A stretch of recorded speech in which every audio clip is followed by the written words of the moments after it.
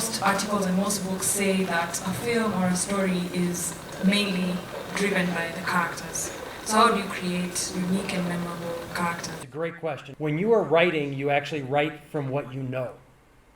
Okay? And here's the problem. If you're writing from what you know, that also means that you are relating with to your character.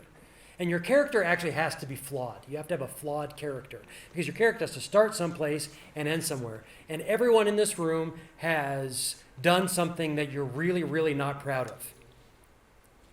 How many people here have secrets that they would be mortified if their mother or their brother or sister found out about? And the rest of you are lying. Okay? Those are the important things, right?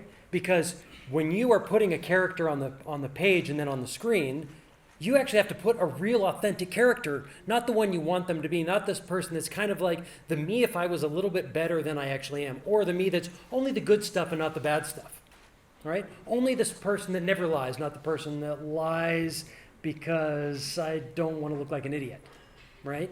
Like, that's the person that's more interesting. The person that never lies is boring. So it's actually really connecting with the imperfections of your character.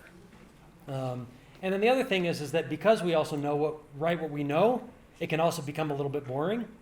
So the other thing is, what don't I know? What do I actually need to find out that I don't know? I wrote a short film years ago, and right before I filmed it, I actually went through and I changed as much about each of the characters as I could. It was the second time I'd written a script that had a white male heterosexual protagonist. And I realized also that I was just writing from what I knew. So I made the bad guy a bad woman. I made the heterosexual white male, so I was going to play it myself, I made him gay. I just needed to shift things up. I took characters, there were 3 or 4 characters I combined into one character, just so I could give, rather than saying, oh, this is a police officer and this is this and this and this, I can put those people into one and give them, that becomes a 3-dimensional character instead of 3 one-dimensional characters. So those are just a couple of ideas.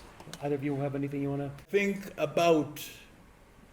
Would this character be accepted to that group of people I have in mind that I want to associate myself with?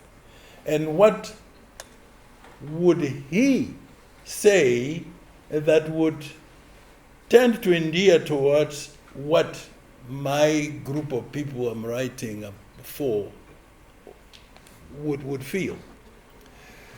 That makes me kind of arbiter between my plot here and the people that I want that plot to affect. Particularly if you're having an anti-hero, make him do something really nice right at the beginning, something that endears us to him or her, right? So it's a redeeming quality. And the other thing too is to humanize your character, right? Because, and actually Oliver might speak to this a little bit, if you asked any actor who plays villains frequently, how do they do that? One of the things is to say, I actually need to find how I relate to them, right? How I relate to this bad guy or bad girl. And so each villain or each anti-hero, even each hero, right, has a redeeming quality.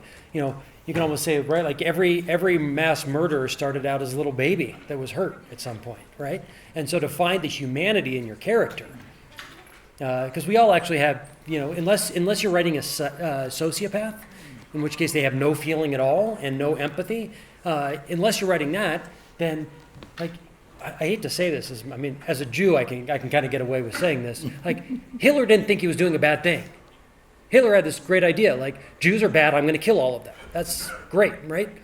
Like, Hitler's a terrible character, terrible human being. But Hitler didn't think he was a bad human being, right?